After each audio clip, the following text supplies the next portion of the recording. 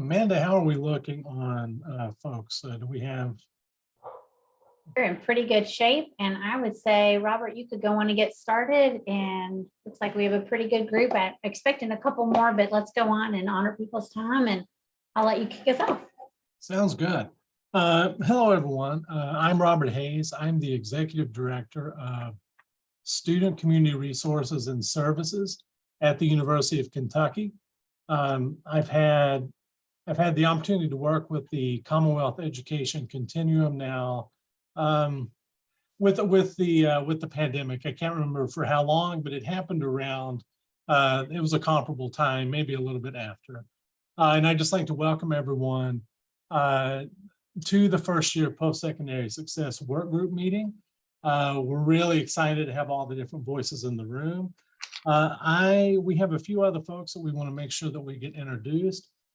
So we will transition over to Lily, Amanda, and Brianna just to give an introduction. And then folks, if you would like, please put in the chat maybe who you are and your what your connection is to this work. So Lily, I will pass it over to you. Thanks, Robert. Hi, everyone. My name is Lily Massa McKinley, and I'm the Executive Director of the Kentucky Student Success Collaborative, which is a new initiative with the Council on Post-Secondary Education. The collaborative launched in October of this past year, and really with the purpose of looking for the opportunities to connect and bring together our transition points within our system of higher education. So looking from the high school to the college experience, the 2-year to the 4-year experience, the degree completion to workforce success. And so all of these different places, the collaborative is here. We are an enthusiastic partner. My colleague Phyllis Clark is in this group as well, which really with her expertise in transitions. But so many things fall under the student success umbrella that we are really going where the energy is as related to the various priorities of the council, the strategic agenda, and where we know that we have common priorities across our campuses. So I'm excited to be here, and I'm going to turn it over to Amanda Ellis next.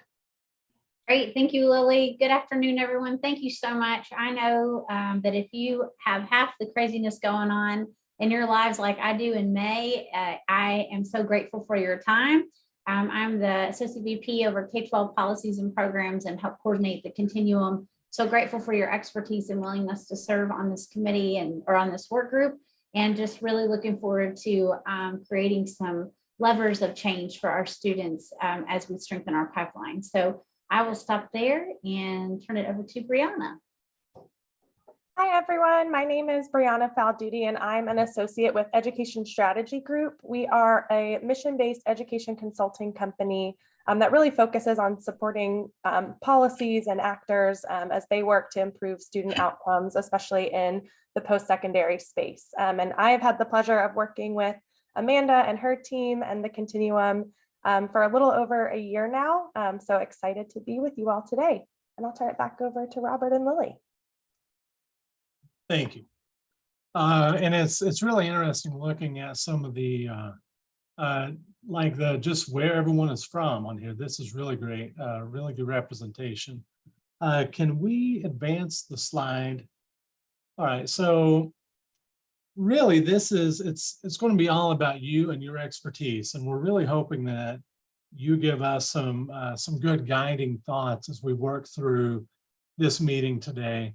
What we plan to cover, we've hit on our welcome and introductions, but we're going to give you a sense of what, from a 30,000-foot view, maybe what the Commonwealth Education Continuum, what that work has entailed, what it's looked like.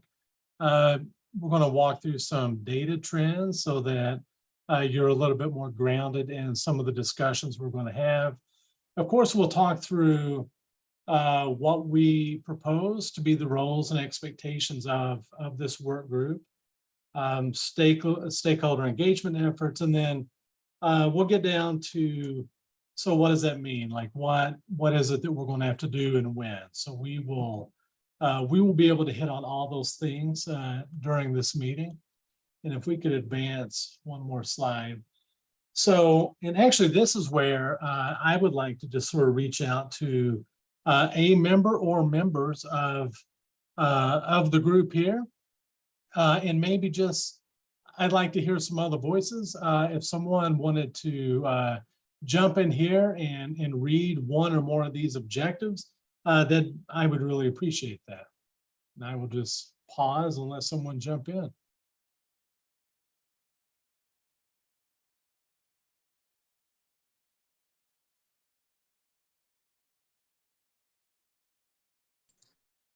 Oh, I'll jump in. Hi, everybody. I'm Barrett Ross, research analyst at KY Stats, Kentucky Center for Statistics.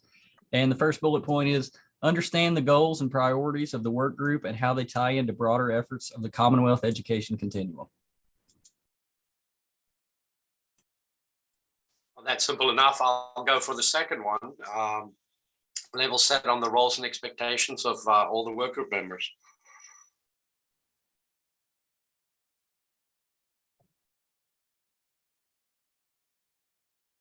This is great. Anyone else? Review and discuss state level data on FYS to begin to identify key gaps and opportunities to address through this work. Begin to plan for conducting interviews and focus groups with key stakeholders. Thank you very much. So there is quite a bit that we're trying to achieve with this work group. And I really think we have the right folks at the table to assist with this. I will turn it over to Amanda to walk us through what the Commonwealth Education Continuum is. Thank you so much, Robert. And if you all haven't put your role and your name in the chat, we would love to have that, just because I think if you don't know, there's a ton of expertise in this one call, and I'm blown away and humbled, quite honestly. So looking forward to it. If you're unfamiliar with the Commonwealth Education Continuum, or the CEC, it was driven by a moral imperative, really, from Dr. Thompson's former experience in the P16 councils from like 2010, 11. And it was a great start to collaboration, but it didn't go very far. There was a lot of talk, some good limited action, but he really saw the value in the collaboration. Asked for it to be reestablished, and Commissioner Glass and Lieutenant Governor Coleman all joined in, really believing in the importance of collaboration, working together, and the synergy that comes from all perspectives, lenses, and role groups. And so that's what we did. We have a continuum that is made up of 28 different roles: parent, preschool, workforce, P12 administration, post-secondary leadership, and advising, and professors. I mean, you name it. We have the groups, we have legislators, we have students. And so really giving us different perspectives. We've set the purpose of our excuse me, continuum, our P20 council, is to seek to improve actions to ensure students can equitably earn the necessary degrees and credentials to enter the workforce successfully. So it's not just about going to school. It's not just about one piece of the pipeline. It's the entire pipeline being strong and opportunity really for all students. The annual objective we actually had last year, we're keeping it for this year: develop and execute a specific plan to activate the biggest levers for increasing successful student transitions into post-secondary. A big piece around that is that we knew we couldn't take the whole pipeline at once. So we took one section of it last year, did some deep dive into 3 work groups that really weren't even a deep dive. It just started into the 30,000 foot view and really elevated some needs and some immediate actions that could be taking place. And those actions have started. But the desire of the continuum last year, from the feedback we got early this year, is we need to go deeper. We need more information around this. We need to know more of the whys, what students and what populations are impacted the most, and what more can we do. Let's not talk in generalities. Let's get into the meat of it. And so hence this year we have 3 work groups that are all kicked off right now. And this one being, and you'll hear more about, first year post-secondary success. One piece that I find to be incredibly helpful around this continuum, if you'll go to the next slide, please, is this is not done in silos. Even this group is not a silo. It's a representation of many role groups, experiences, lived experiences, and opportunities to elevate messages and collect feedback. And so one of the things that we value most in the continuum, and probably OJ could speak to this from last year as well as Robert and Dan, is really the importance of capturing the voices of Kentuckians from across the state.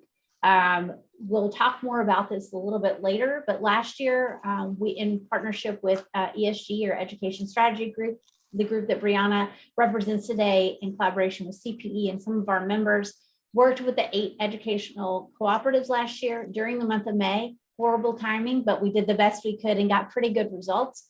We had 166 individual interviews or focus groups that really gave us insight into the challenges, barriers, and successes around transition, post-secondary opportunities and success. And it was quite eye-opening. And so we took that stakeholder feedback to help us drive the recommendations and the suggested actions to take, because we didn't want to generalize what works for one population or one geographical area in our state, that it works for all. And that's one of the norms in the continuum, is to really capture, listen to, and act on the historically marginalized voices in education that we've had in the past. And so we have really taken that to heart, to honor that, to elevate that. And so we want to continue that work. We are still using the feedback last year into implementation with actions going, you all, these are what counselors said last year. This is what the students said. These are what college students told us. This is what our families have told us in far West Kentucky versus far East Kentucky or Northern. So we're able to do geographical and really different voices. And so that is something that we do value. We use it. We want to be an action-oriented group, but to really make sure that we're meeting the needs of Kentuckians, not what we think, but really hearing the lived experiences of others in our state. So I will stop there, but just want to give you very brief context. I will tell you that in our follow-up email, we will include the annual report from last year, just to give you an idea, if you're not familiar with the work of our process that we took, the membership, the work that we did, the suggested recommendations and actions, and where it's going from then, or from there. And so I'm super excited about this work, more excited about the energy and support along with some unified voices of improving our educational pipeline. Other than that, I will actually, as we've given you preface, turn it to Brianna. Brianna's going to be preparing you with some data. And this is data that comes from a new committee that's ongoing. They meet monthly. It's our data team. We have a data folk from KY Stats, from CPE and KDE. Of course, we will engage more as we go further into this. This data team have been has been an amazing resource already, and we're really trying hard to build capacity within our state with the resources we already have access to, and be more streamlined and strategic in the use of those resources. And so I'm going to turn it to Brianna to give us some insight on first year post-secondary success, starting with basic metrics. This is not the only metric, and I will tell you that this just started the conversation with the continuum when we met in March. It was not the end. And so don't feel like you're being pigeonholed into one thing. It's just starting to get you thinking about first year post-secondary success. What do we know already, and where do we want to go? So Brianna, I will turn it to you. Great. And can you all see my screen again? Okay, different presentation this time. Great. So like Amanda said, she talked a lot about the stakeholder engagement we did last year and how pivotal that was to coming up with the recommendations in our different work groups. One thing we heard from our members over and over again last year, though, is that they wanted to do a deeper dive into data. And so as Amanda said, we took that recommendation and earlier this year launched the Commonwealth Education Continuum's data team. So similar to this work group, they meet on a monthly basis. And as she said, they're made up of representatives from KY Stats, CPE, and KDE. And we work together to figure out the data that we need to pull to be able to present to the work group and to the continuum members. So we gave a presentation similar to what I'm about to do with you all back at our March continuum meeting.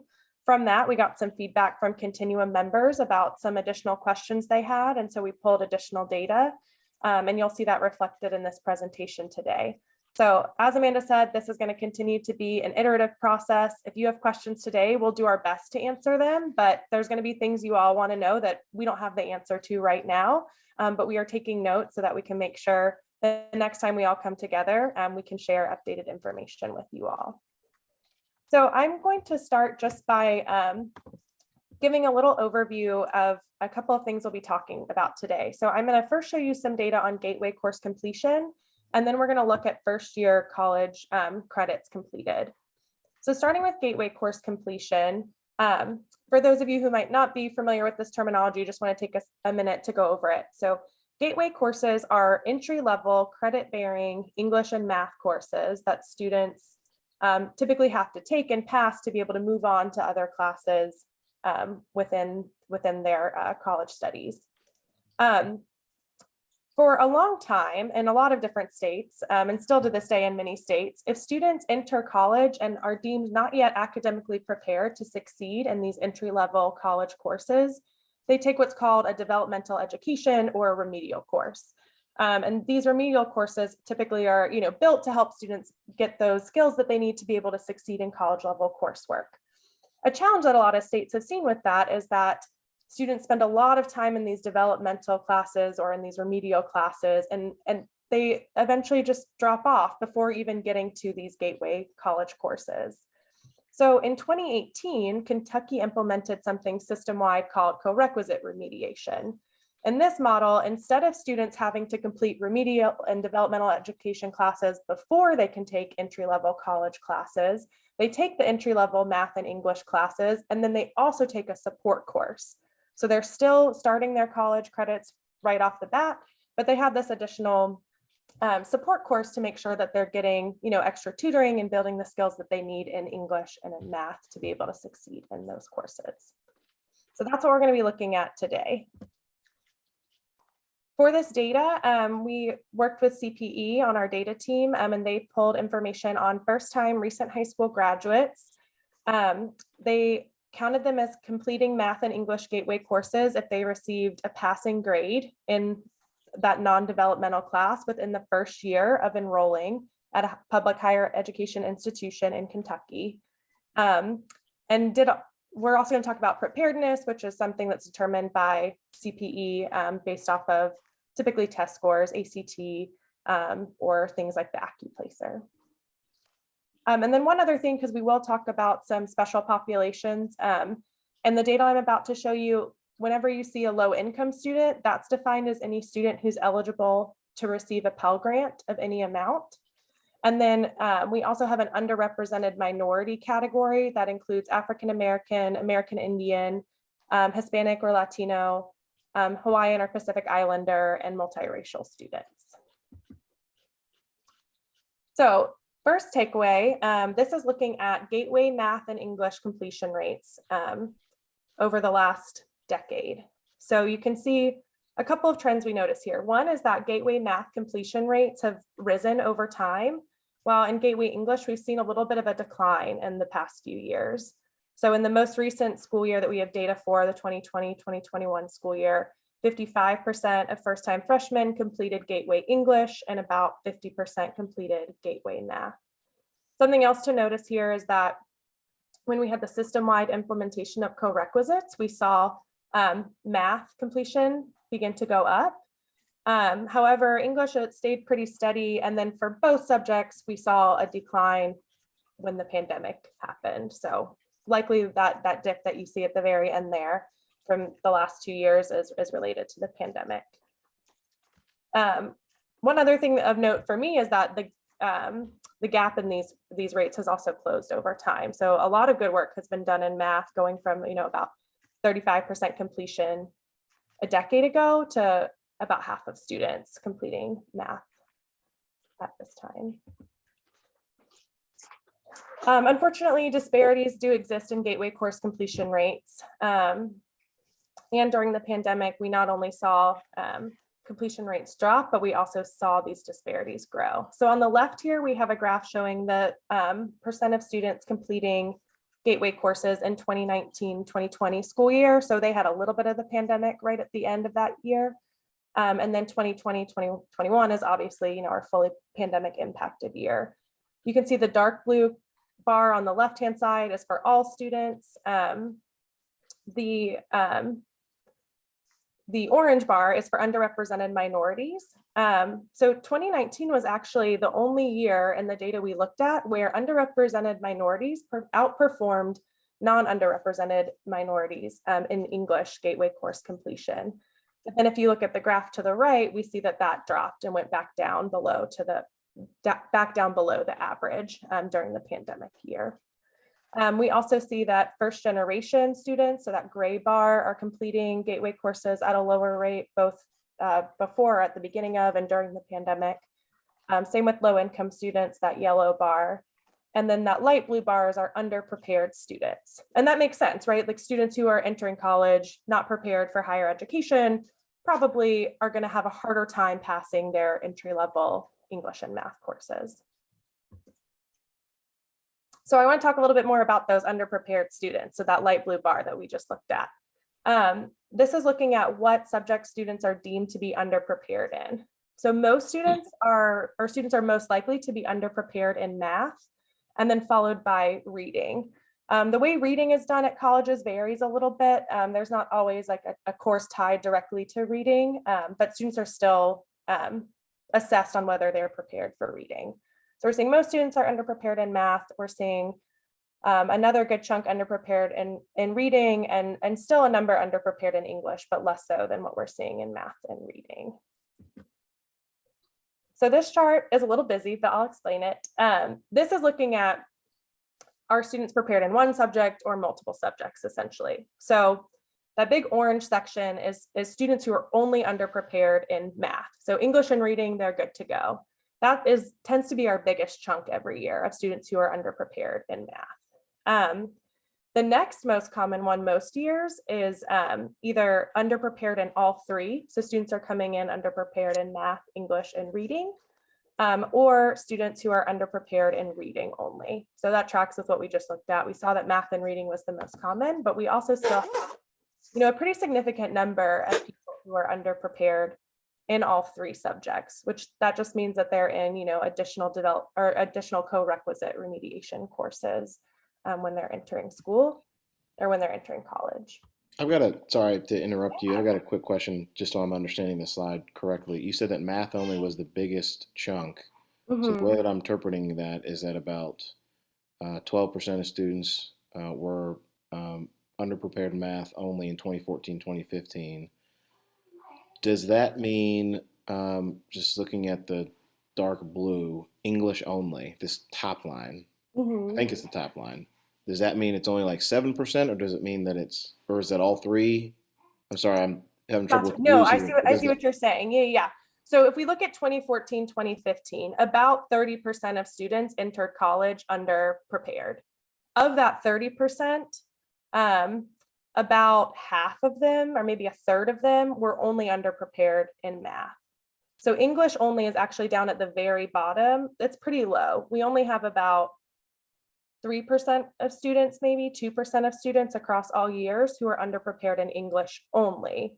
But there are other students that fall in that yellow or in that sort of like medium blue, those two lines in the middle, that are also underprepared in English and another subject. Or the top bar is students who are underprepared in all three subjects. Okay, that's helpful. And then that top bar, the all three, is that then like 5% or is it 27%? That's the part that I'm misunderstanding. Yes, good question. It's about 5%. Got it. So these are stacking on top of one another. Yes. Okay, thank you. Yeah, thank you for jumping in and asking. Any other questions on this one for now? And I know we'll have lots of questions at the end, so we'll make sure we carve out time for that. I have a question. Yeah. What do you think is the huge decline from 2019-20 to 2021? Yeah, It went from 35% being underprepared to 21% being underprepared. Yeah, that's a great question. I appreciate you bringing that up. We think likely what that has to do with is CPE having to change requirements for flagging students who are underprepared as a result of the pandemic. So Amanda, you can speak on this a little bit more, but if we have students who were unable to take the ACT, having to use other methods to place those students. So a lot of that is probably due to missing test scores. Yes, so great question, great clarification. So when the pandemic hit in for 2021 and 21-22, the class placement assessment requirement was waived, especially in that 2021, because so many campuses began school virtually. And so they weren't able to assess incoming freshmen, or that was the concern, is not having access to all the students. And so they allowed other measures to be used as needed for the institutions for the past 2 years. Now, this coming fall, the assessments and process will be reinstated with the additional addition to, or with the additional assessment of AccuPlacer, EdReady, benchmarks, and GPA as a consideration. Great question. So do we kind of think that probably about the same percentage of students were underprepared, but we couldn't capture it? Or do we think that the previous methods of determining if a student was underprepared may have not been as accurate? Now we have more variety of ways to identify student readiness. I would guess that part of it is that we weren't catching students who were underprepared because we didn't have a method for catching them. But also a part of this could be that students who were underprepared just didn't go to college that year. Those students were more likely to defer a year or to choose not to enroll in college. So that means that maybe, a smaller percent of our incoming freshmen were underprepared because the students who typically were underprepared and would still enroll in college chose not to as a result of the pandemic. I don't know if we have time for a little discussion, but I would love to hear from the campuses and get a sense of how they experienced this first year class. If they really had a sense of like students were overwhelmingly underprepared, even though it didn't really look like it. What was the experience from the campus?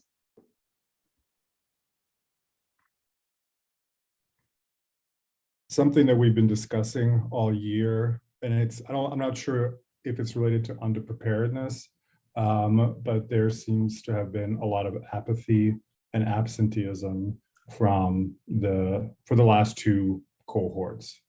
So again, it could be a reflection of them not feeling connected to the academic work and therefore becoming absent, but attendance has been a huge issue. Mm. Yeah, I think we dealt with the same.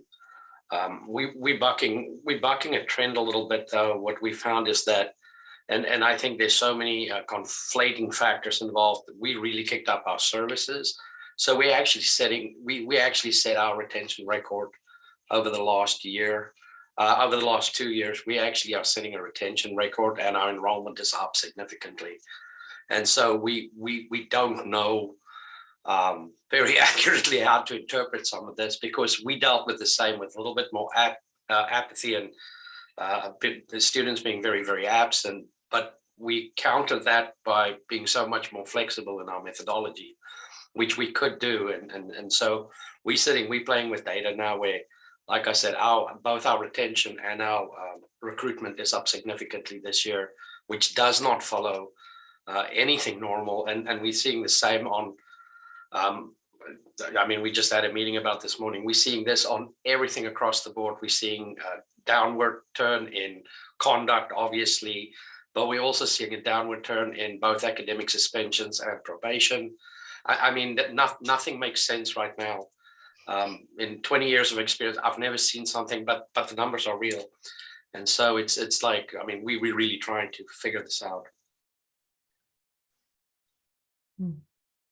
Just a quick point, I do think that the national discussion tends to frame this as almost like a crisis of disengagement from students right now. And it seems more prevalent in the past, year or two, and it feels like an anomaly, which I think that would support what you were just saying. I'll echo that our retention has been the best that it's been, which is also contradictory to what faculty have been saying. And the only working hypothesis we have is that, given that the policies by faculty have also been softer, shall we say, that's maybe accounting for the higher retention rates.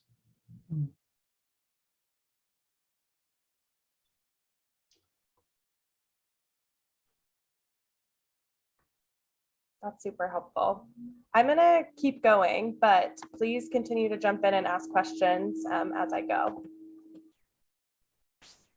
So this is looking at students who are underprepared and whether they are completing gateway courses. So on each of these graphs, on the left, we have English, on the right, we have math. The darker line in the middle for both of these graphs is the total percent of students who are completing gateway English and math. The medium colored line just above that is the total percent who were deemed prepared, who are completing English and math. And then the lighter line down at the bottom is the percent who are underprepared in English and math, who are going on to complete those courses. So as we would expect, there is like a pretty big jump or a pretty big difference in students who are prepared and who are underprepared. Looking at the gray line, that's when co-requisite remediation was implemented. So for both English and math, we did see an improvement in gateway course completion once co-requisite was implemented. One thing that's interesting to me is on English, though, we saw a slight decline after co-requisite was implemented, which obviously co-requisite's not impacting the students who are prepared, they're not being placed into it. But we're seeing sort of a steady decline in English completion rates over the years. So if you remember back on the first graph, it showed that decline in English. And my first thought was like, oh, is co-requisite not working? But this is showing us for students who are in co-requisite, it seems like it is working. We're seeing an increase in their completion rates. But again, we see that dip at the end of the graph, likely as a result of the pandemic. This next one is looking at, so if students are prepared, are coming in at the same level of preparedness, are there still disparities that exist? And unfortunately, the answer tends to be yes. So even when students have the same level of preparedness, we're still seeing these disparities in gateway course completion rates, and it was especially pronounced for our low-income students. So on the left here, we have math. The blue line at the top is students who are prepared and who are not low income. The gray or the orange line just below that is students who are prepared and are also low income. And then down at the bottom, we have gray as students who are underprepared and not low income. And then the yellow is for students who are underprepared and who are low income. So the gray and yellow students, those are students who are in co-requisites. They're still completing, or we're still seeing disparities in outcomes for students based off of whether or not they are low income in those classes. And in 2018-19, for the underprepared students, there wasn't much of a gap, but we saw that in English, but we saw that gap grow in 2019-20 and then widen even further in 2020-2021. And if you remember, I said before that a lot of our disparities were exacerbated by the pandemic. So there are gaps between these lines and 18-19 and 19-20. And we see here that those gaps really grew from 2020 to 20, or during the 2020-2021 school year. And then one piece of this that I found interesting that I wanted to just focus in on. So I was just zooming in on that graph I just showed you on the previous slide. But in math, during the 2020-2021 school year, low-income students who were prepared had about the same success rate as non-low-income students who were underprepared. So that gray line is our students who are underprepared but are not low income. And that orange line, we saw a big drop in that orange line, which is our students who came in prepared, but also are low income. And that makes sense with a lot of what we know of the pandemic and the impact that it had on students, but it's just a reminder that these disparities have been there and these disparities are being exacerbated by the pandemic. Brianna, one thing that also makes me think about is, you've got the academic barriers of perhaps being underprepared, and then the non-academic barriers of your student basic needs and need to work and all of these other factors that are impacting a student's experience and their success. And I love the tying them together, because I think that that's the only way to holistically support students, is to recognize that they're both working on their academics and they have to be successful in the rest of their life pieces as well. Mm-hmm. Yeah. Thank you, Lily. So that's all I have for you on gateway course completion. I do want to talk a little bit about first year credit completion. So first, why do we care about what credits students complete in the first semester? Well, in general, we know that students who complete 15 credits in their first semester tend to have more momentum and be more successful in the long run. So we know that 12 is typically, our baseline for being enrolled full-time, but even just adding one more course and getting up to 15, students are much more likely to keep that momentum up. A few things from a study by the Community College Resource Center that stood out to me was that this third point of momentum students, so these students who took 15 credits or more, were no more likely to pass or fail their courses. So sometimes we worry that we're like overloading students if we try to encourage them to take 15 credits, but in reality, they didn't find that to be the case in this study. And students who did have 15 credits in their first semester were much more likely to graduate from a community college or from a four-year college. And in particular, that students who are racial or ethnic minorities had particularly strong gains if they were taking 15 credits compared to their counterparts who are taking fewer than 15. Do you know if they plan on taking that survey again? Because I do feel like the pandemic has probably impacted that as well. Since that Yeah, I'm sure it has. And this isn't, to be clear, this isn't Kentucky data. This is a study from the Community College Resource Center, which we'll make sure we share these slides with you if you want to take a look at that study. This is more just framing for like why it's important. And now we'll get into what we saw happen here in Kentucky. So this is data that we got from KY Stats. It looked at all Kentucky public high school graduates from 2014-15 through 2018-19 that enrolled in an in-state public institution immediately following high school graduation.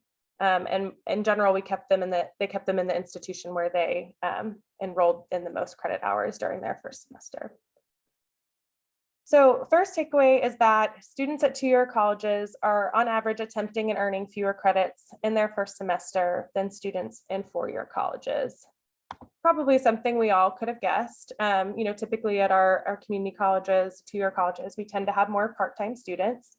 But you see here some pretty big differences. And obviously, if students are less likely to attempt 15 credits, then they're less likely to go on and earn 15 credits. So on the left here, this is just the average credits attempted across all the years that we had in our sample.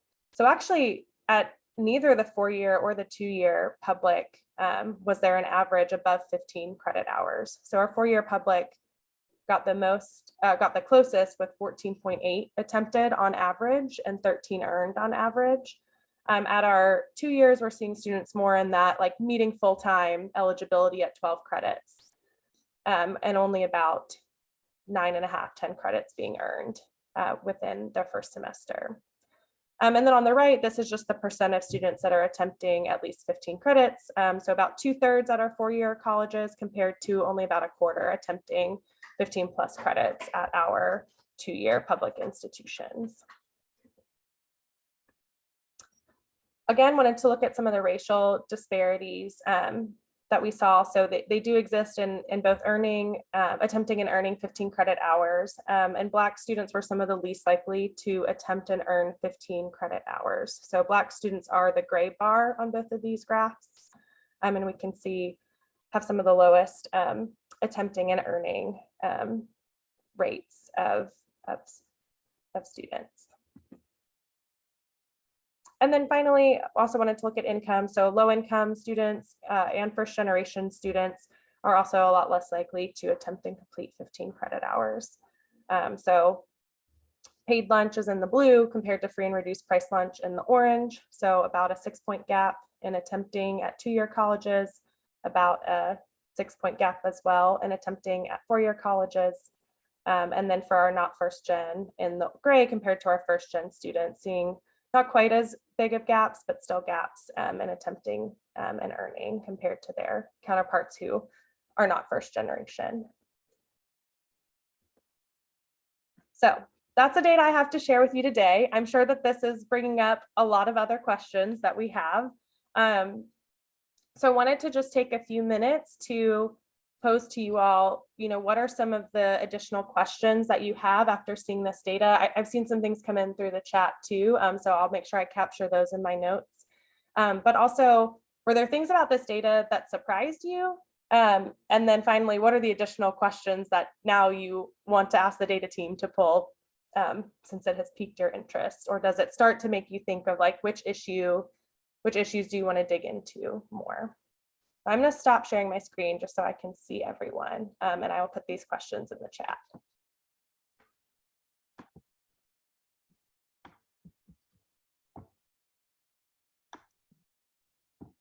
One question I had is when looking at the attempted 15 credit hours, and noticing the variation between like maybe historically marginalized students or first gen students, that those are lower. I wonder what role that advising plays in that, because I do think that sometimes even with our best of intentions, sometimes there is a direction or a leading students toward a certain path. I just wonder if that might be a factor. That was very interesting to me about like if both the attempted hours and the earned hours are both lower than, I'm curious as to why the attempted hours tend to be lower than too. This is very interesting data. 15 to finish is hot topic here as always. And, one of the pieces that we need to look at more, and I'm hoping to do this summer, is our structural policies and things that prevent students from taking the 15 hours. So, we have a fairly significant population of conditionally admitted students at U of L, and they can't take 15 hours. So we build that in. But what is that based on, right? It's based on an assumption that they shouldn't have that many, versus what even the community college data we just looked at showed, right? Like there's this, if you go, if you're spend more time being a student, are you more likely to perform as a student, right? Versus it being so secondary to other areas of your life. So we have policy structures that prohibit students from taking 15 hours. And of course, we have our huge metropolitan college program with UPS, where we have over 1,000 students every year that are participating in that, mostly part-time, and so, that we really need to disaggregate our population even more to start looking at that, right? And I think your point, Robert, is really good, is like, okay, what role are, unconscious bias playing in how we advise students, but then, so what are we doing here? And then also, the structure pieces, the fact that there will always be a part of our population where 15 or more hours doesn't make sense, whether it's because we do believe for conditionally admitted students that's better, or because of our work industry partnerships, that's what our students need, right? Like we have so much, and with our U of L health program now and everything, we're just going to have more and more part-time students at the university, and some of those are going to be traditionally aged first time in college students that are going to continue to challenge us, because at U of L there are a lot of conversations just, well, every first year student needs to take 15 in their first semester, and it just doesn't always work. And Metro College has really got a thing, right? It's 30 to complete, because they try to get students to spread the 30 hours over through the summer too, and then that really helps change some of the tone here. Definitely interesting data points. Thank you for sharing those, Brian. In terms of 15 credits, I think another thing that we've seen is so many students come in with dual and AP credits, and our universities are still built for first year students. So often they can't find the 15 hours to take in both semesters. That was exactly the point I was going to ask about. How is dual credit AP calculated, and not only the 15 to complete, but also in the gateway course completion? Because even at the community college level, we have just at ECTC, with the program we have down the street, we graduated 60-something students with their associates before they got their high school diploma. So they don't need any of those gateway courses, right? And so I was just wondering how the data reflected or didn't those type of courses, avenues of completion. Yeah, I can take that one, Brianna, since I pulled the data together. Right now, they do not reflect that at all. So we did not account for any dual credit or AP passage that would earn students college credit prior to enrolling. This is just actually what they did during their first semester at their primary institution. But that would be an interesting breakout. I agree. It might not make the picture look quite so bleak.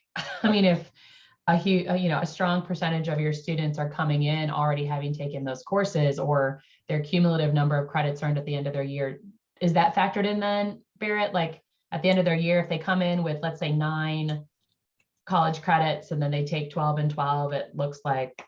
Yeah, not right now, Lily. This is just the one semester. This isn't even cumulative across the entire academic year. So it's their first semester. We skipped over the summer semester for these high school grads and then looked for their fall semester. If they were enrolled then, we use that. If they were not enrolled until the spring semester, we use that. And everything is based on that one semester for this 15. Something we do in our high school feedback report series is we actually do look at 30 credit hours in the first year. We look at attempted, completed, and earned 30 across the year, as opposed to 15 like we did for this. I look at this in a few different ways. One, the initial comment, I think, Robert, you made it about advising and how that plays a significant role. The corollary, or I guess the parallel at the high school level, are counselors. What are counselors telling their seniors, one, they're capable of doing and prepared to do when they get to college, and how does that impact the number of courses they think, again, going into those advising conversations that they're prepared to take. Another comment or a thought I had with regard to how many credit hours students attempt versus actually get. Of course, there's a gap there. The question that I would ask is, what is that gap? Is there a common course or a common theme? Is it a math course? Is it a reading course, as we looked at those numbers earlier? Is it a gateway course? Again, is there a way that we can figure out what that might look like for those students who attempt but then don't actually get all those courses? And then to reiterate, I think what a lot of folks are saying, Katie mentioned this as well, how much of this is institutional? Would it be valuable to pull the data apart and begin to look at institutions, but also type of institutions? At private, small liberal arts colleges, it might be easier to work with the number of incoming freshmen compared to the number of advisors that you have, compared to at a big state institution where there just aren't as many because there are so many more students. How do you begin to funnel students into different courses and different options, telling them that they can take 15 versus 12? And what does that look like? So how much of this could be useful to gather institutional data, as Katie already pointed out, in terms of the way that advisors play a role, to the point that Robert mentioned? How do we then make a parallel with high schools? And then with regard to the gaps between what is attempted and what is completed in terms of credit hours, what are those classes? Is there any correlation, again, with regard to the type of course they might be, if it's math, if it's reading, English, and so on?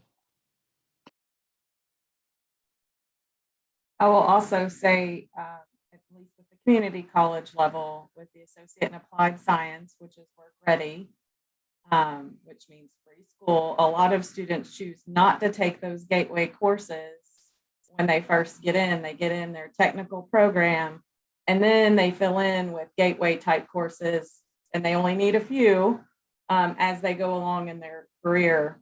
So they may not even need those gateway courses just until they graduate.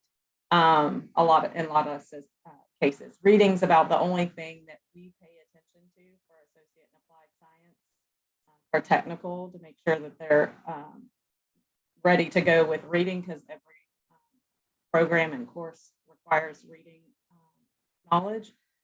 But as far as English or math, those can be taken right before you graduate if you really want to get your hands-on work in first. So I would also say that would be a note, asterisk, or a note of caution. MJ, I like what you just brought up about the advisors. Excuse me. I actually just quickly texted my daughter. She is a freshman at one of our private schools in Kentucky. And I said, so can you quickly tell me if you had a conversation with your counselor, your high school counselor, about much of what you just mentioned, O'Day? And she said, I really don't remember.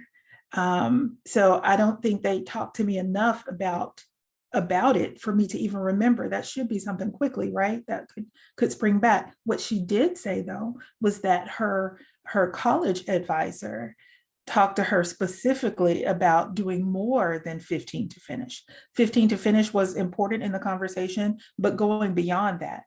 And she has had 2 stellar terms as a result of those types of laser focused conversations happening around the credit hours. And I appreciate that. But I was also going to ask, and forgive me if I just didn't see it or hear it, but the schools that were included, is what institutions were? Ajay, you almost asked this, or I think you got at it, but what schools were included? So would I be able to look at something and see if KSU or Simmons, if I saw a breakdown, would they be included? KSU would be, Okay. Simmons would not. So basically Okay. right now, this is our KCTCS system and our Okay. 4-year in-state publics, the 8 4-year Okay. in-state publics, Got UO, it. I UK, did miss that. KSU. Yeah. Understood. And the reason for that, I should probably expand upon that a little bit. The reason for that is we're calculating these credit hours earned based on actual student level course data.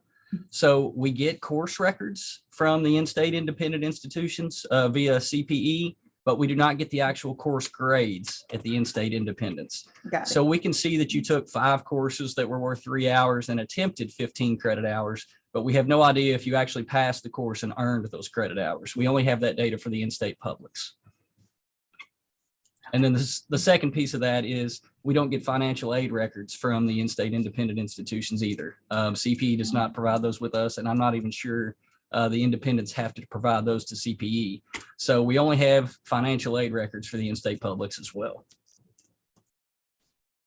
Great, thank you. Mhm.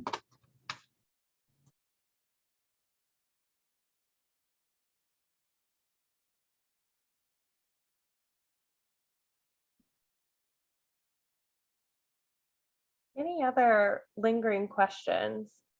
And if not, I can turn it back over to Lily and Robert.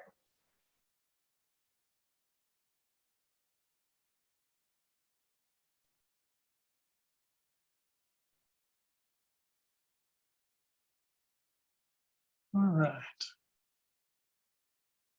We will get our initial PowerPoint back up and we'll jump into this. Something that is always very exciting when there is a data-rich presentation. The findings, of course, are, but the questions that come from it, it's always interesting because that can just take you so much further in trying to solve what some of these issues are that we're trying to address. So, Brianna, I really appreciate you sharing that information. It just serves as a good reminder as to what it is that most of us are doing and why we value it so much. Yeah, really, there were a few of those that I was scribbling notes. Selfishly, those are going to be things that I'm going to do a lot of research on. It was just very interesting. So I just wanted to go through here and just make sure that we've gotten into exactly what it is, what's our role, and what's our purpose for being here. And typically, I wouldn't just verbatim read directly off the slide, but in this case, I really do feel that this captures what the purpose is of this work group quite succinctly. So if you would bear with me, I'm just going to read this. The purpose of this work group is to define first-year success and develop recommendations to expand access and success in gateway coursework that enhances student retention and completion of high-quality post-secondary credentials and degrees, especially among Kentucky's underrepresented students, who, as we know, can be disproportionately overrepresented in these co-requisite courses. That's our purpose. That's why we're here. And as we can go a little bit, if we advance onto the next slide, we can maybe look at what some of our guiding questions or some of our guiding discussions could be. So we've put a couple questions here for us to think about, but really and I pose this to the group, this could be something that you think on, it could be something that you have an initial reaction to, but I'm very curious, as are my colleagues, what are your thoughts on this? What do you think about these questions? Do you feel like they're getting at the direction that we really need to focus? Does one seem more important to focus on? Or maybe another question, are these even the right, are these the right approaches? I just wanted to put that out there and give everyone a chance for your voice to be heard. Please, if you want, you can populate questions and comments in the chat. You can verbalize it because we're recording, but we really do want your feedback on this so that we know we're all going in the same direction and that we all believe in the direction that we're headed. So I will stop for a moment and just allow folks to either speak or type in your thoughts.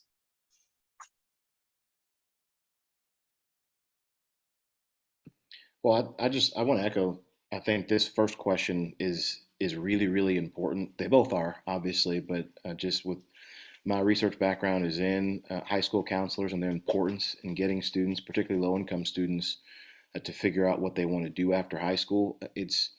I think trying to better prepare high school students and families with that necessary knowledge and habits of mind and skills for post-secondary success is key, because obviously when you're at a college or university, you're already there, meaning there were a slew of decisions that helped you get there and helped you get prepared. I mean, Phyllis just made an expert point with her own real lived experience with her daughter. And I think if you put Phyllis's daughter or a different child without Phyllis in that capacity, basically without parents who might have the understanding of colleges, universities, and how they work, and you say, well, figure it out and how many hours you're supposed to take, you take away that specific advising situation where the student was guided. I think you can clearly see how we can run into some structural problems for that kind of student. My guess is that a lot of the students that we're looking at in terms of helping them improve their outcomes would probably fit into that boat. Students who don't have a ton of guidance from experienced in higher education parents, to put it that way. And then same way on the flip side with the college or the university that they might go to. They may not have a clear advising path as we outlined would be best. So the other connective tissue there is the high school. And how do we figure out a way to really build that bridge in a deep way? And anybody at CPE has heard me scream about this now for, I guess, a couple of years, but really connecting those gaps and building that bridge between the high school counselor and the college. In this case, maybe the advising department in particular. That might be a huge ask and probably the wrong solution for a central body like this to do, but anyway, that's to say that I really like this first question. I would say I like kind of both questions. I'm going to follow up on that comment. When you talk about better equipping high school students and families, I think it does go beyond that. And I think it goes beyond how can we restructure the high school experience and also the college. I think the post-secondary has a role in this on working with students, working with the high schools before they come into college. So I think it's changing that institutional structure, the institution of the high school and even the college on preparing students. So I think I like the question, but then I think it puts the responsibility on the students and families who have some responsibility. But I think it's also looking at our systems and our structures in the high school and at the post-secondary level as well, that they have that responsibility for helping students develop those necessary skills, habits of mind for post-secondary success. So I think we have to look at the system as well as just the individual. I mean, I like these because it's both the egg and the chicken in these two. I'll say that on our campus, we're like in year 3 of our Gateway initiative.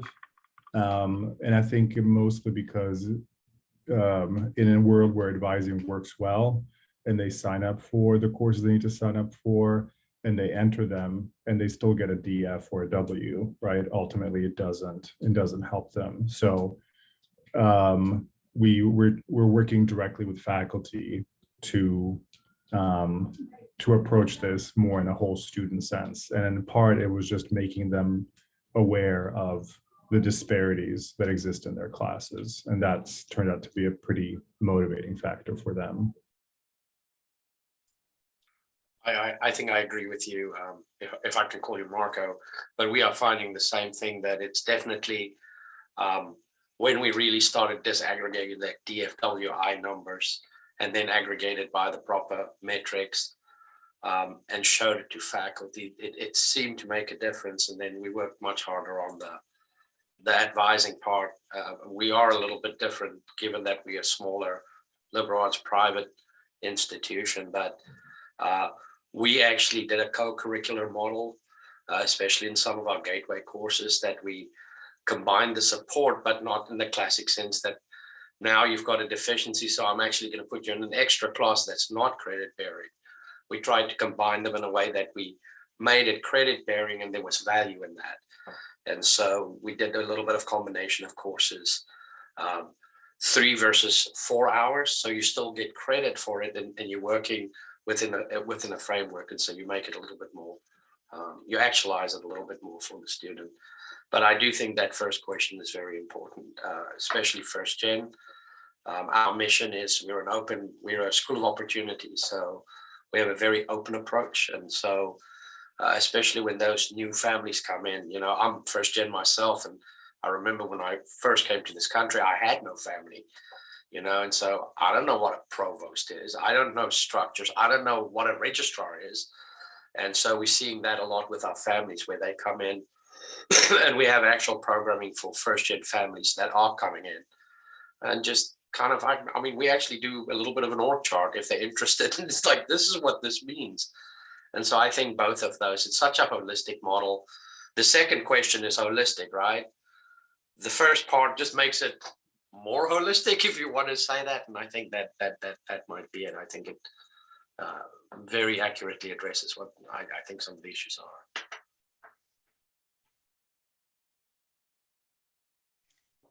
I'd like to offer something quickly. I like both of these, but I want to play with the words for a second. So while I enjoy looking at the phrase habits of mind, I think that is good. But after 10 years of working in recruitment at the University of Louisville, I found that behavior could be better. And because you can have the knowledge, you can have the skills and the competencies, but a habit to me is a little bit more rote-ish. It's rote, right? But I wanted my students to always be looking. Remember, OJ, all these messages I would try to send out. I wanted students to be looking beyond the basic. And I think intentionally using words like behavior, that is the one thing that is going to make my high school freshmen, go and look at an email from me from the college board about, learning how to be a new student on a predominantly white campus. It's the extra stuff. It's the other stuff beyond the typical habits. And so I would love for us to consider adding the term behavior. Sorry, I had to go around the block, but wanted to share that.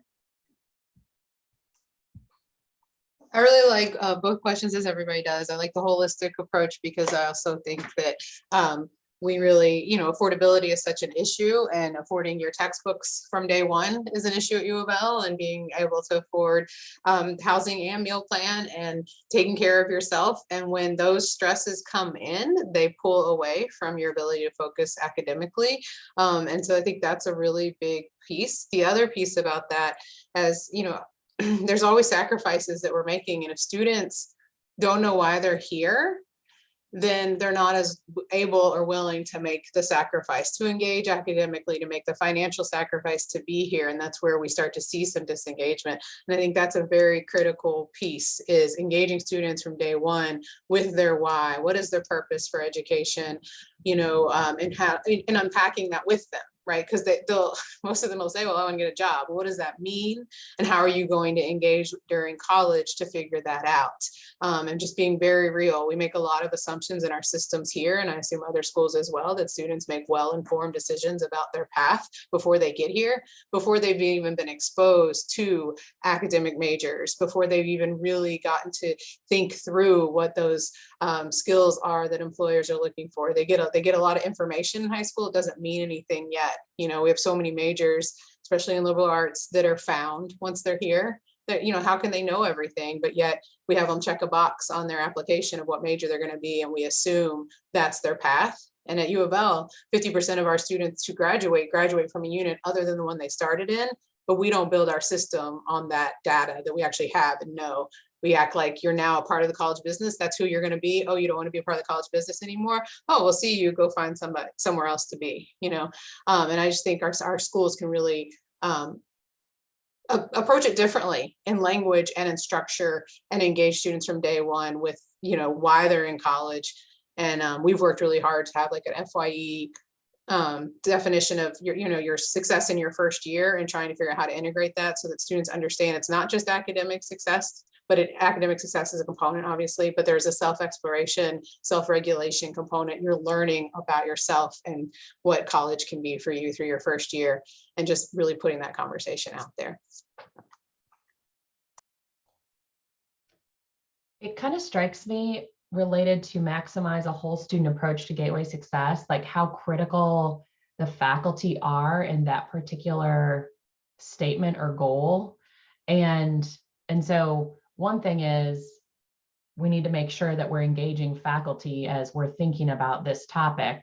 And the other piece is, you know, there was a pilot at BCTC this last year around, they were using Pearson Math Lab in their contemporary math course, and the real-time data analytics flagged a few behaviors for them that indicated a student might not be progressing. And so, like, let's say that they got halfway through an assignment and then didn't complete it, or they started an assignment the day before it was due, or kind of last minute without giving themselves enough time.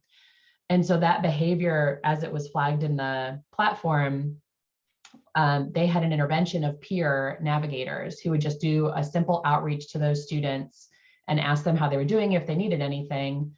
And the majority of the issues that, if a student did respond back, was related to a non-academic barrier. And so even though the student, it's looking like they didn't finish that math problem, maybe they need tutoring, you know, in addition, they actually had a personal issue or something else came up, and that was another part of their challenges completing the course. And so just thinking about the importance of this whole student, I think is critical, but also, how do we engage the faculty? I'm asking this question: how do we engage the faculty in thinking about what those solutions could look like?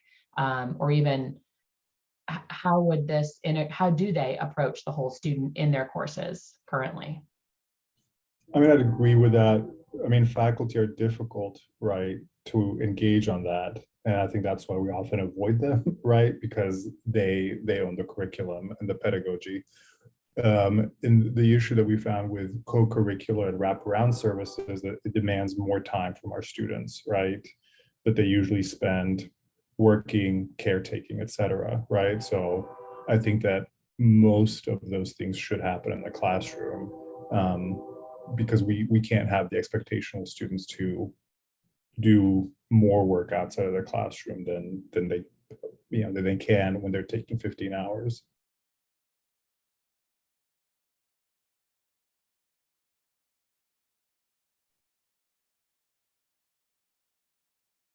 Many thanks. This has been some really good discussion, both in the chat. There's really good discussion in the chat, as well as we've had a lot of good conversations. We will now look a little bit more specifically about what our roles will be as we continue this work. So speaking to, this is a group with considerable expertise as it relates to the first year of post-secondary success.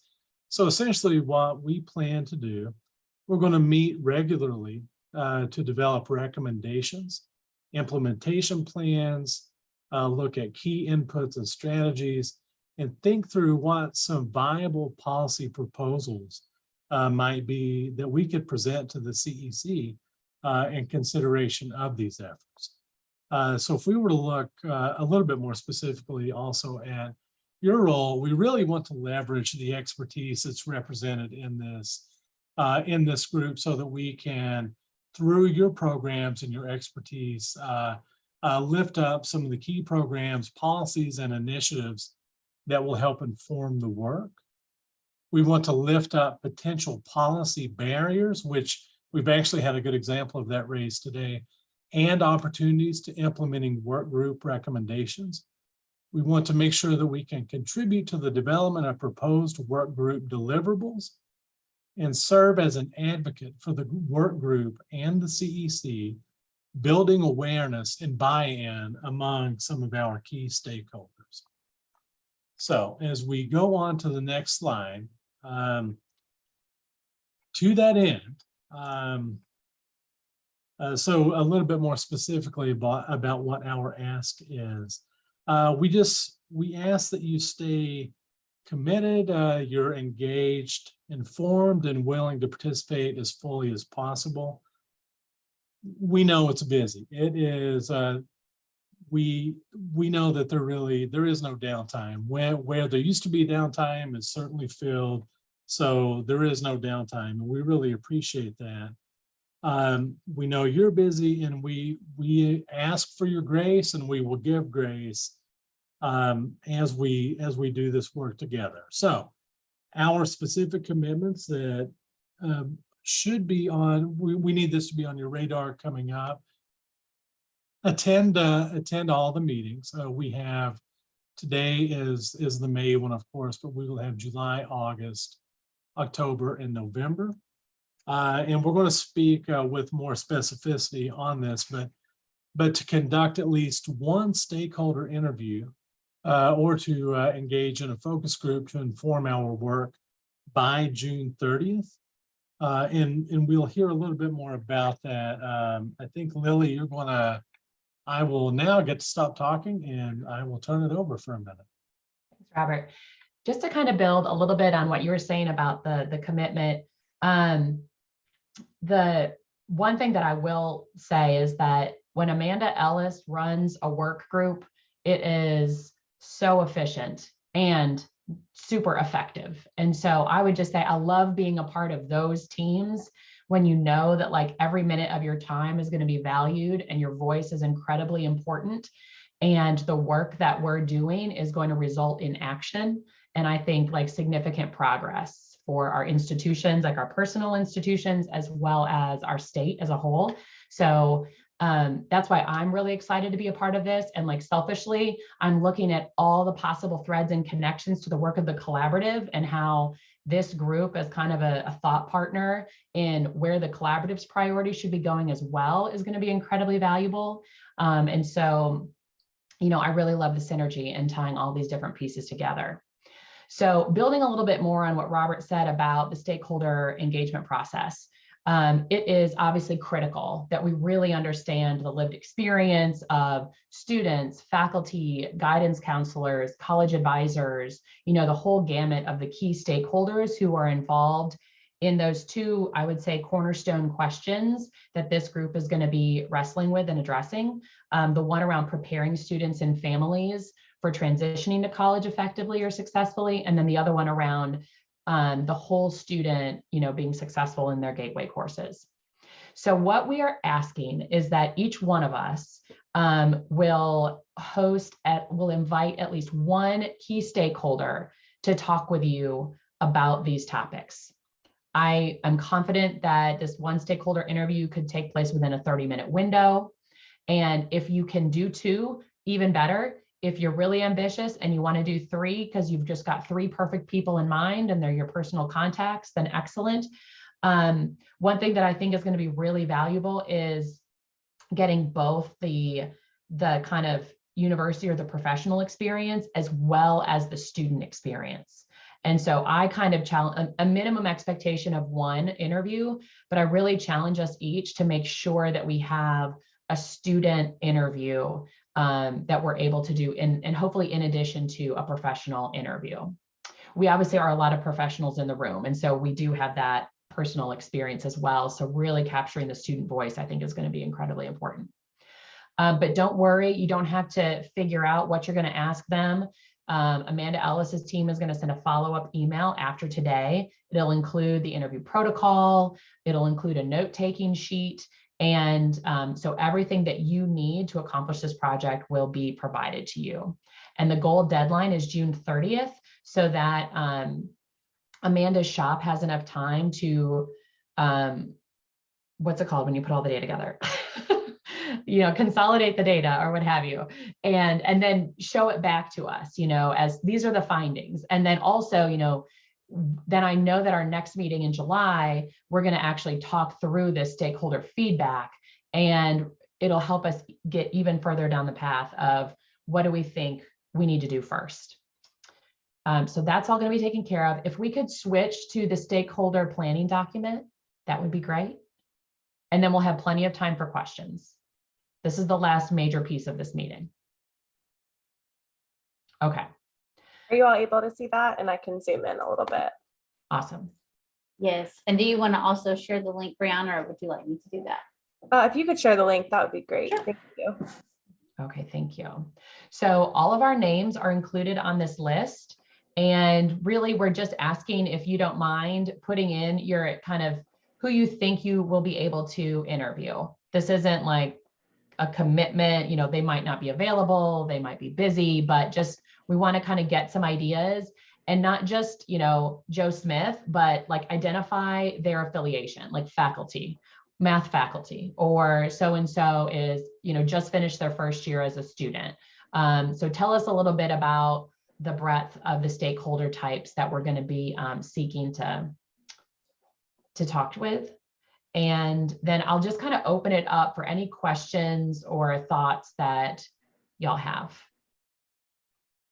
And just so you know, Lily, you described that perfectly, is we really will send a follow-up based on what you have on the form. If you think there's a couple stakeholder groups you may be interested in, maybe a student, an advisor, or a counselor, you're just not sure, put it on there. And what we'll do is we'll just send you those protocols. We have suggested questions, but you certainly don't have to follow those exact questions. You'll see what it's wrapped around, those questions that were posed earlier, that you guys pushed in on a little more with the success and how do the systems work together. Like, there are questions that are aligned for this and by stakeholder group. So we will share that with you. But what we'll do is that email will be specific to you. So we're not loading your email up with all these extra documents you won't need, only the ones you'll need. And so just as an idea, if you change your mind and go, I was going to do this stakeholder group and this one I've changed my mind, just let me know and we'll send you that specific protocol for that stakeholder group. We're all doing this. If you prefer to do a focus group to have things done, great. And as far as the note taking, and you guys are mostly researchers anyway, so I feel like I am the novice in here. I've done less of that and more practitioner work, but just so you know, you don't have to record, you don't capture some quotes and some notes. It doesn't have to be every word of everything. We don't want this to be onerous on you. We want this to be enlightening and to really give us perspective through the lens of others, to make sure that we're really on track. And it is powerful. So Brianna, is there anything else you would add that we have left out or not emphasized? No, I think that's great. Just to Amanda's point, we did a lot of these focus groups and interviews last year. And like she said, no need to scribe everything that is said, but just think, if there's a quote that someone says that really stands out to you, I think quotes are often really helpful, especially as we take this back to our continuum of sharing what we heard. And then we also will make sure that that document has a way for you to capture, your biggest takeaways from the conversation. So when I do these, it's helpful at the end, just give myself 10 minutes to think through okay, what were the big things that I heard from this conversation, and record that. That way too, we don't all have to read through, pages on pages of everyone else's interview notes. And this is awesome, seeing you all already fill this in. This is great. This is going to be so incredible. Let's see. And this is also the beauty of this group with it being, we're pretty spread out in the state, but it'll also help us to identify any holes we may have geographically that we need to pick up and make sure and capture that area as well. So this is incredibly helpful and exciting. Yeah, and you all are really connected, you know, to students and faculty and things through your work, obviously. But you know, even I think Phyllis, it was you who just like texted your daughter. Like we all have like kids or nieces or nephews or neighbors or people that, you know, we can reach out to as well. It doesn't have to be someone who attends your institution. If you want to reach, you know, a student who goes to an institution that's different than the type you work at, you can get creative with who you want to reach out to. One other thing that, you know, we tried hard to recruit a student to join us on this committee. And we can still follow up and hopefully be successful. But if you have a recommendation of a current student who you would not mind reaching out to and inviting them to join us in this work, that could be a really wonderful value add. So please consider that. Maybe it's doesn't have to be a student leader on your campus, but you know, somebody that I know that this is going through the summer, but it's really, you know, 2 hours every other month. So it's not that significant of a time commitment. We wouldn't give them any homework unless they really wanted to. If you know of anybody who might even be interested in the field of education or this kind of public policy, you know, like thinking about it as a work-based learning opportunity could also be really, really meaningful to them. So please consider that so that we can hopefully even add that student voice to our team.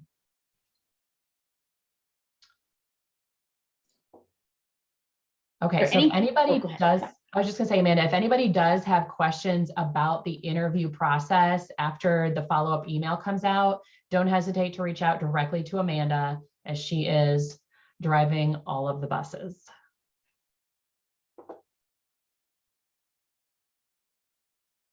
Okay, I'll pass it back to you, Robert. All right. That is impressive how quickly this stakeholder document is getting filled in. I've been looking, trying to think if there are other folks that I might have in mind as well. So that is really helpful. And I can't see, my screen has suddenly transitioned. Are we? Here we are. Okay, I see now. If we can advance on to the next one. So before I give an acknowledgement here and just thanks, for those of you who might want a sort of a quick shortcut, and there's much more sophisticated ways to do what I'm going to offer up, but if you want sort of a quick and rough audio file for your interviews, if you do an audio only Zoom, so even if you meet with someone face to face, you can get a really rough transcript generated from that. It is not going to be clean and it is not going to be totally accurate, but it could be a good starting point that matched with your notes. You can make good sense out of it. I've just found it's been helpful because I've conducted a few interviews to move that file into a different audio player and slow down the audio, and it can help me pick up on some of the key points. So that's just a really quick, inexpensive tip should you want it. Really, we just want to thank you. This is, we really do appreciate your commitment. This work means a lot. Your willingness to do this work means a lot. Just to make sure that you're comfortable, we're going to make, we will be giving you a lot of this information. We'll give you access to folders where that will be repositories of some of this work. The CEC webpage will be updated with this recording and some of the fruits of the labor that comes from this, and that can be found on the CPE's website under Our Work and Commonwealth Education Continuum. So we'll follow up with more information on that. And certainly there'll be an email that has a summary of all this. And if we just go on I think to the very last one, and of course, it looks like we're going to have a good time for questions. But again, we really just want to thank you all. Hope this has been a great meeting for you. But one thing that I'd like to do is, because we do have a couple moments here, and you could say it, you can put it in the chat, but is there a word maybe that comes to mind after experiencing the entirety of this meeting? Is there a word maybe that sums it up for you? And I'm going to drop something in the chat, but please feel free, chime in, type it in. And I'm just curious.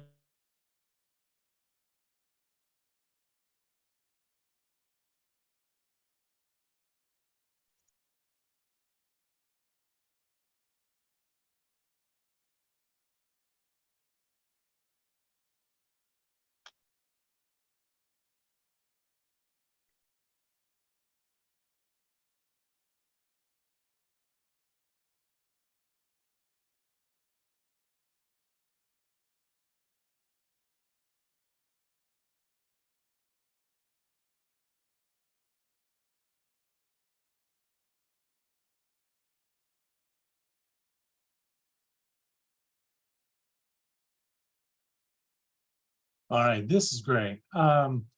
If you look, you can see both mine and Lily's contact information. Should there be any questions that might come up, any of us on this meeting today would be very happy to follow up with you. And I think that links to some of the subsequent meetings have either been sent or will be really soon. So have a great day. If there are, well, first of all, are there any additional questions? I know I mentioned that we had time for it, and then I never asked for questions.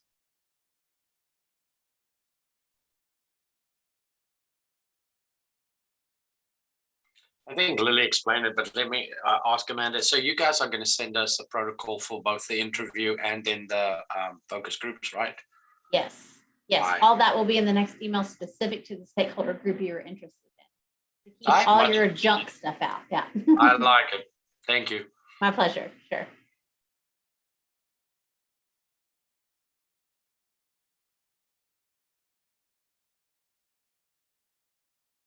Okay, that's all I've got. So folks, have a great day. Thank you, everyone. Bye, everybody. Hi, everybody. Thank you.